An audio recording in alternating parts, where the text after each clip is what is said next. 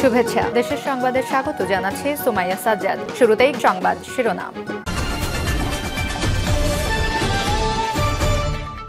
অভ্যুত্থানে আহত শহীদদের তালিকা প্রকাশ ৩১ ডিসেম্বরের মধ্যে, জানিয়েছেন সার্জিস আলম। এরপর জানিয়ে দেব ভুটানের রাষ্ট্রদূতের সাথে বৈঠক শেষে যা বললেন আমির খসরু মাহমুদ চৌধুরী। আরও জানিয়ে দেব ২০২৬ সালের মাঝামাঝি নির্বাচন হতে পারে বলছেন উপদেষ্টা সাখাওয়াত হোসেন। এদিকে ট্রাইব্যুনালের আদেশের বিরুদ্ধে আপিলের সুযোগ রয়েছে বলছেন আসিফ নজরুল।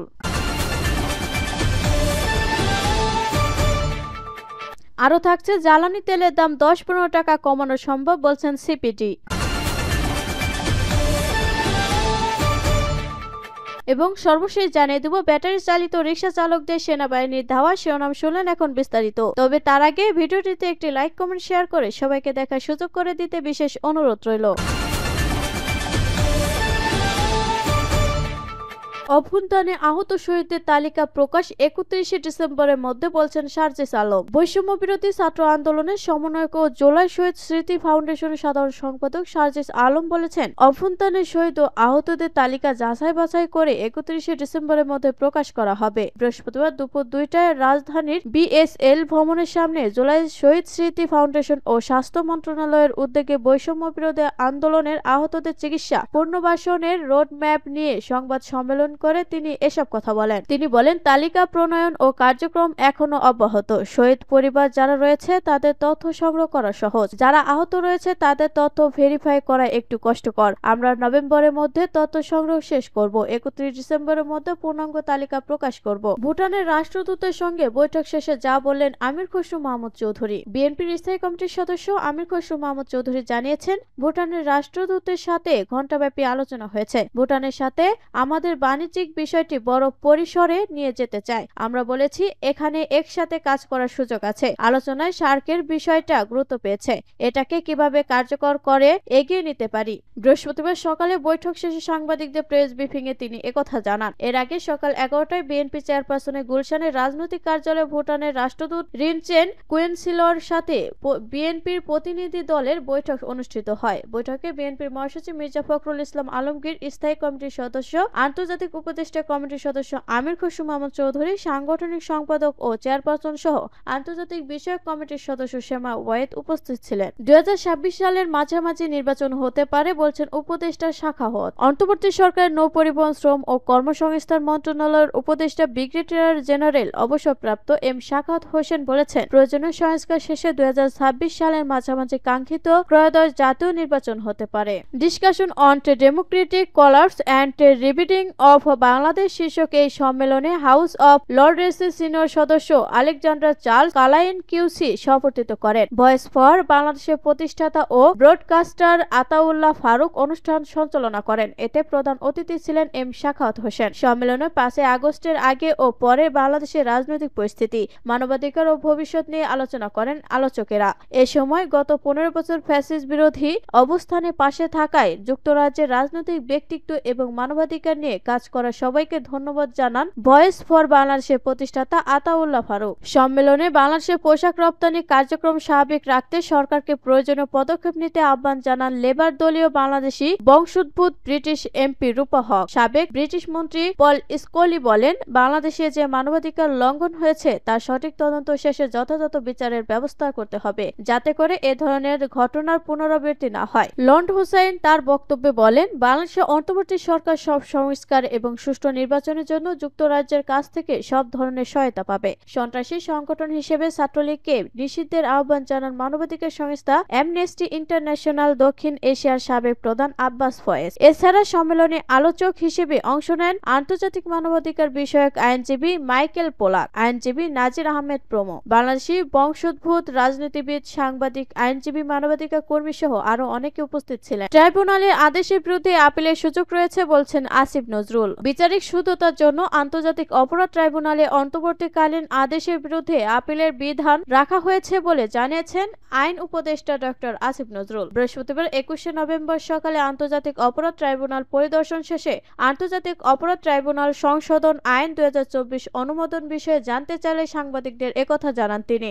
এ সময় শিল্প মন্ত্রণালয়ের উপদেষ্টা আদিলুর রহমান খান উপস্থিত ছিলেন। এর আগে গত বুধবার সচিবালয়ে অনুষ্ঠিত উপদেষ্টা পরিষদের ত্রয়োদশ বৈঠকে আন্তর্জাতিক অপরাধ ট্রাইব্যুনাল সংশোধনীয় অধ্যাদেশ 2024-এর খসড়া নীতিগত এ চূড়ান্ত অনুমোদন দেয়া হয়। সবার সভাপতিত্ব করেন প্রধান উপদেষ্টা অধ্যাপক মোহাম্মদ ইউনূস। মন্ত্রিপরিষদ বিভাগ এক সংবাদ বিজ্ঞপ্তিতে জানায়, গণহত্যা, মানবতা বিরোধী অপরাধ, যুদ্ধাপরাধ এবং আন্তর্জাতিক আইনে আওতাধীন অন্যান্য অপরাধে অভিযুক্তদের বিচারের লক্ষ্যে 1973 সালে আন্তর্জাতিক অপরাধ ট্রাইব্যুনাল অধ্যাদেশ প্রণয়ন করা হয়। এতে বলা হয়, Rome statue of the international criminal code এর সাথে সামঞ্জস্যতা আনয়ন, আন্তর্জাতিক আইনের প্রচলিত বিধানের সাথে সঙ্গতিপূর্ণ এবং আইনের বিচার কাজ নিয়ে দেশীয় ও আন্তর্জাতিক মানবাধিকার সংগঠন উত্থাপিত বিভিন্ন সুপারিশের আলোকে আন্তর্জাতিক অপরাধ ট্রাইব্যুনাল অধ্যাদেশ 1973-এর আরও সংশোধন সমীচীন ও আবশ্যক। এই প্রেক্ষাপটে আইন ও বিচার বিভাগ কর্তৃক আন্তর্জাতিক অপরাধগুলোর সঙ্গে যা যুগোপযোগীকরণ, অপরাধের দায় নির্ধারণ, অডিও ও ভিডিওর মাধ্যমে বিচার কাজ ধারণ ও সম্প্রচার, বিদেশে কাউন্সিলের এর বিধান। খসড়াটি নিয়ে সরকারের সংশ্লিষ্ট বিভিন্ন বিভাগ, দপ্তর, বিশ্ববিদ্যালয়, মানবাধিকার কর্মী, মানবাধিকার সংস্থা, আন্তর্জাতিক আইনে বিশেষজ্ঞ এবং অংশীজনের সঙ্গে বিভিন্ন সভা অনুষ্ঠিত হয় এবং তাদের মতামত ও পরামর্শ পর্যালোচনা করে আইন ও বিচার বিভাগ কর্তৃক প্রণীত খসড়ার সংযোজন ও পরিমার্জন করা হয়েছে। যেহেতু সংসদ ভেঙে যাওয়া অবস্থায় রয়েছে এবং গণহত্যা, মানবতা বিরোধী অপরাধ, যুদ্ধাপরাধ এবং আন্তর্জাতিক আইনে আওতাধীন অন্যান্য অপরাধে অভিযুক্তদের বিচারের লক্ষ্যে বিদ্যমান আইন যুগোপযোগীকরণের বিষয়ে আশু ব্যবস্থা নেওয়ার জন্য প্রয়োজনীয় পরিস্থিতি বিদ্যমান রয়েছে, সেহেতু আন্তর্জাতিক অপরাধ ট্রাইব্যুনাল সংশোধনী অধ্যাদেশ 2024 শীর্ষক অধ্যাদেশের খসড়া উপদেষ্টা পরিষদের নীতিগত ও চূড়ান্ত অনুমোদনের জন্য উপস্থাপন করা হয়। জ্বালানি তেলের দাম 10-15 টাকা কমানো সম্ভব বলছেন সিপিডি। মূল্য নির্ধারণ কাঠামোর সংস্কার হলে জ্বালানি তেলের দাম 10-15 টাকা কমানো সম্ভব বলে জানিয়েছেন গবেষণা প্রতিষ্ঠান centre for policy dialogue CPD. বৃহস্পতিবার সকালে রাজধানী একটি হোটেলে বাজার ভিত্তিক জ্বালানি মূল্য সরকারের নেতৃত্বাধীন উদ্বেগ এবং সম্ভাব্য সংশোধন শীর্ষক সংলাপে বিষয়টি জানিয়েছে সিপিডি। সংলাপে এতে মূল প্রবন্ধ উপস্থাপন করেন সিপিডির গবেষণা সহযোগী হেলেন মাসিয়াত প্রিয়তি ও প্রোগ্রাম অ্যাসোসিয়েটর ফয়সাল কাইয়ুম। গোলাম মুয়াজ্জেম বলেন, সব খাতে সংস্কার চলছে, জ্বালানি খেতেও এর হাওয়া লাগছে। ভোক্তার স্বার্থ বিবেচনা করে জ্বালানি তেলের মূল্য নির্ধারণ করার সুযোগ রয়েছে। বিপিসির ভর্তুকি প্রয়োজন পড়ে না, কারণ তারা বড় মুনাফা করে। এই মুনাফার সমন্বয় করলে ভোক্তার স্বার্থ প্রাধান্য পাবে। এছাড়া ইতিবাচক প্রভাব পড়বে বিদ্যুতে। মূল প্রবন্ধে সিপিডি জানায়, বাজার ভিত্তিক ও আন্তর্জাতিক মানদণ্ডে মূল্য নির্ধারণ হলে জ্বালানি তেলের মূল্য 10-15 টাকা কমানো সম্ভব। নিয়ন্ত্রণ সংস্থাগুলো কিভাবে মূল্য নির্ধারণ করে তা পরিষ্কার না। বাংলাদেশ এনার্জি রেগুলেটরি কমিশনকে জ্বালানি তেলের মূল্য নির্ধারণ করতে দায়িত্ব, কর্তৃত্ব বা মূল নির্ধারণ মডেল তৈরি করার আইনি কাঠামো দেওয়ার প্রস্তাব দেয় সিপিডি। তারা বলছে, বিওআরসি গণশুনানির মাধ্যমে ভোক্তার মতামত নেবে। এছাড়া প্রতিষ্ঠানটি দাম নির্ধারণ নীতিমালা দ্রুত বাস্তবায়ন জরুরি। সিপিডি বলছে, প্রতিযোগিতামূলক দাম নির্ধারণ করতে চাইলে গ্রাহকের স্বার্থের বিষয়টি মাথায় রাখা উচিত। জ্বালানি তেলের দাম গ্রাহকের ক্রয় ক্ষমতার মধ্যে রাখা প্রয়োজন। পাশাপাশি মুদ্রার অবমূল্যায়নের কারণে মূল্য বৃদ্ধি পেলে পরে তা সমন্বয় করা যেতে পারে। মূল প্রবন্ধে বলা হয়, বাংলাদেশ পেট্রোলিয়াম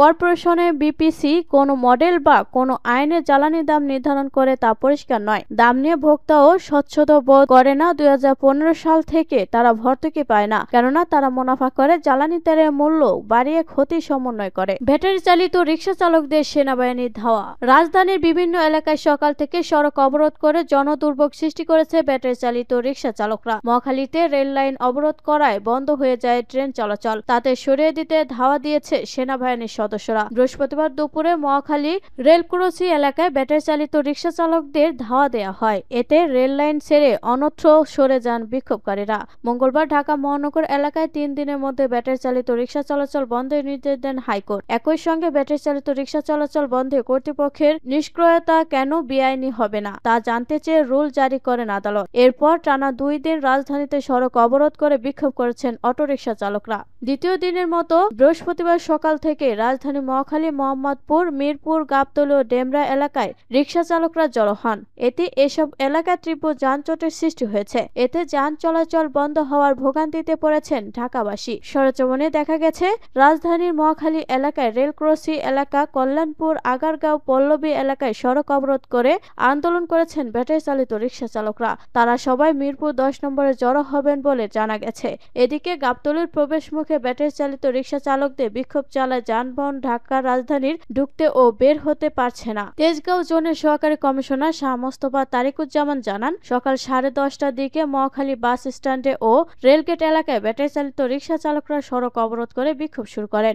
এতেই এ সড়কে যান চলাচল সীমিত হয়ে যায়। বিক্ষোভকারীদের বুঝিয়ে সড়ক থেকে সরে যেতে অনুরোধ করা হচ্ছে। এখন পর্যন্ত তারা সড়কে অবস্থান নিয়েছে, বিক্ষোভ করছেন। বৃহস্পতিবার যাত্রাবাড়ী দয়াগঞ্জ মোড়ে সড়ক অবরোধ করে বিক্ষোভ করে ব্যাটারি চালিত রিকশা চালকরা। এক পর্যায়ে পুলিশের সঙ্গে রিকশা চালকদের সংঘর্ষ হয়। এতে 2 পুলিশ সদস্য আহত হন।